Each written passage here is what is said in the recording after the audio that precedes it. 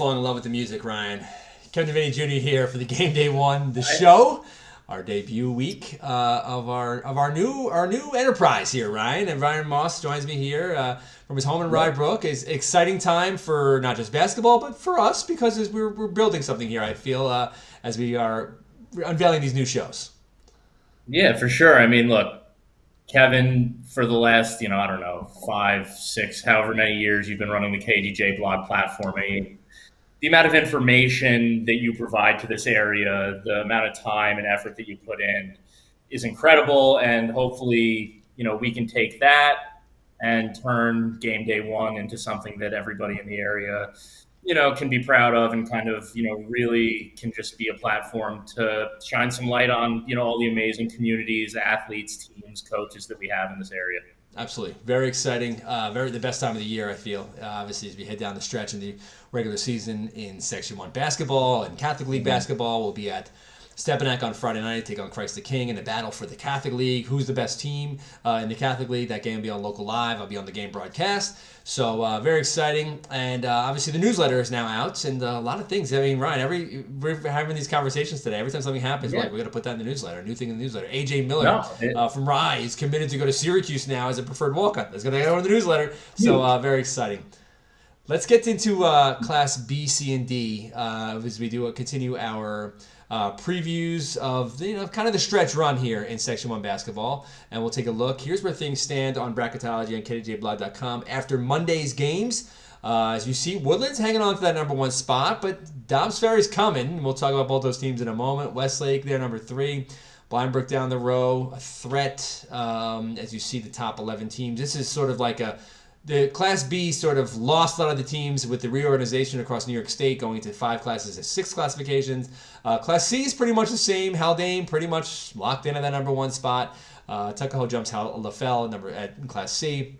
And in Class D, only 2 teams. Greenburgh-North Castle looks like they're going to win a 3rd straight gold ball in Class D, beating Shulman's Village already this season. We'll focus on Class B for the sake of this discussion here today. Where do you want to start, Ryan? I mean, I think, look, this is the section, this is the class that I think has lost some of the teams that you traditionally see in it, but sort of the core makeup of it is as kind of the same as it was, historically, right? Like you have a lot of similar sized schools that are playing each other, who've played each other for a long time.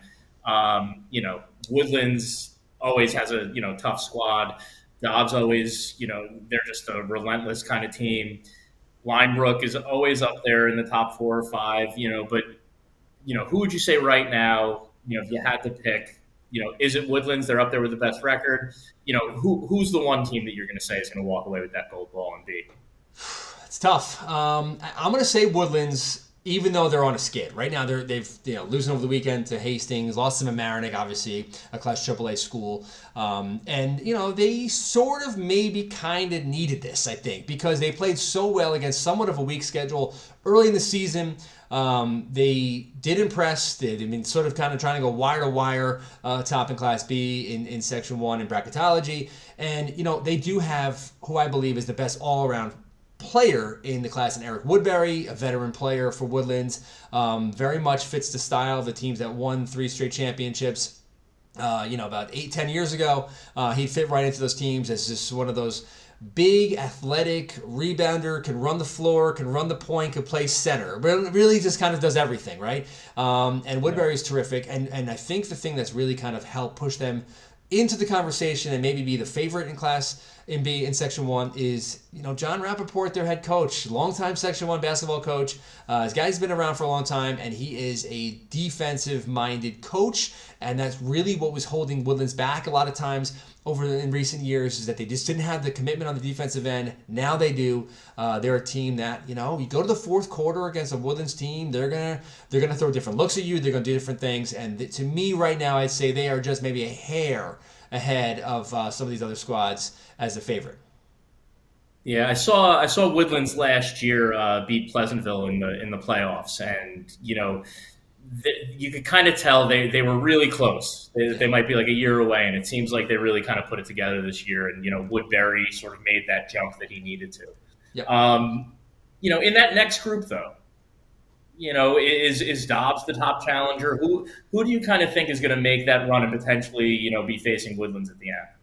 I'm going to say Dobbs, yes. Anthony Figueroa is an extremely talented scorer. He's a terrific player all around. He's young, though. He's only a sophomore, but he's an emerging player in Section 1, and they have a lot of good football players, good athletes around him. But to me, I feel like Westlake is sort of prime, right? So I thought about making Westlake as my team to beat, but I felt like, they just had a little bit of lapses of inconsistency. I watched them in the Rye tournament play a couple games. I've watched them a few times this year.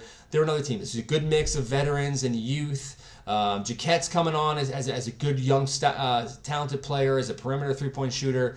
They do have the toughness in the backcourt with their guards. They're a team that I feel like is primed and ready. They had a championship caliber team a few times. They sort of were stung by COVID. They had a team that was probably going to win it, or probably contend, if not be the favorite to win the championship in Class B that year. COVID knocks them out. They play a condensed schedule. They win a regional championship, but they really want that gold ball. Coach Chad Charney has sort of kind of put Westlake on a track to win a gold ball, and I feel like this is the team that has the best chance to do it. Going through Woodlands is not going to be easy. Woodlands always is a team that over the years has always kind of raised their game and loves playing on the big floor at the county center. So Westlake, to me, is the top contender. Dobbs is right there with them. Yeah, I mean, I've seen a couple of games for Westlake on local live this season, and when I think Hastings in Class A sort of has the same thing, where just like they just look like they have dudes. They just look like a big, strong, physical basketball team when they're on the court. And I grew up in Pleasantville. Westlake was never really a power in basketball, but it seems like over the past 4 or 5 years, that program has really made a jump and become a consistent player for a gold ball. Yeah, too many good athletes walking the halls to not have a good basketball team, right? That's sort of kind of what I've always thought. And they've sort of put it together under Coach Chad Charney, and I feel like they're there. They're right in the mix. If not, you really could say 1A, 1B with them in Woodlands. Yeah, and for the old guys like me and you, that name Jaquette makes us feel kind of old as we Yes, it does. Remember his uncle, the Iona Prep and Manhattan College star, Justin Jaquette. But he's got the good genes there. So the young sophomore's making some noise early.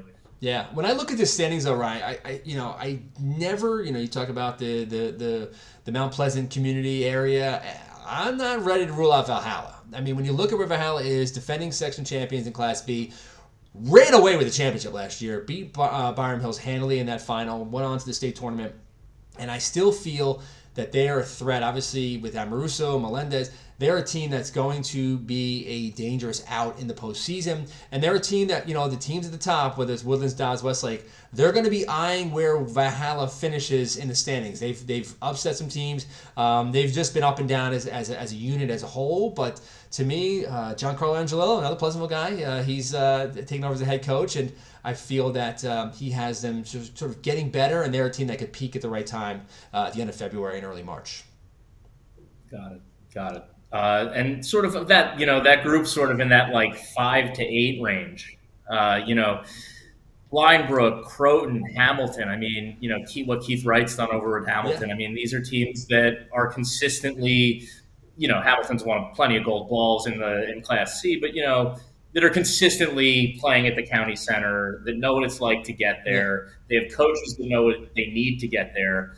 Of that second group, sort of, who do you see somebody who might be able to potentially steal it? Yeah, I think Croton has sort of played, above, they're probably they've stolen some games, they've played well, but to me, Blindbrook is always, they're Blindbrook. I mean, they're always going to come into the gym. They're going to be a confident group. They're going to be a very good defensive-minded group. I know you've seen them a few times this year. They beat Walter Pannis on Monday, which was impressive. I know Pannis is shorthanded, but, just taking on a Class A school like that and winning handily at home, it says a lot about that team, and that's a win that could sort of be a springboard. It's probably going to make them, put them on track to be, 11, 12-win team. Absolutely. And I think when you talk about from Class A through Class C, it just seems like there's so much parity. Linebrook, because of sort of the way things shifted with classifications, they're still playing teams like Hastings who are up in Class A. And, I saw them last Friday night play Hastings, and it was a very close game, competitive the whole way. Hastings was a much more physical, larger team. But like you said, Brook always kind of finds a way. They always have some good shooters. They're able to slow the game down, make it play in the 50s, and it seems like it's kind of inevitable. We'll see them at least in the semifinals. Absolutely, absolutely. So B will be fun. C, I think when you look back at this again, Haldane is so head and shoulders the best team. There's a lot of pressure on them. They don't have to go through Hamilton to win another gold ball. It would just be Tuckahoe fell. I'm not sure if KO is even going to enter the postseason. So it's all set up for Haldane, which went to the state championship last year, to get back to the state tournament again this year. Matt the Champion.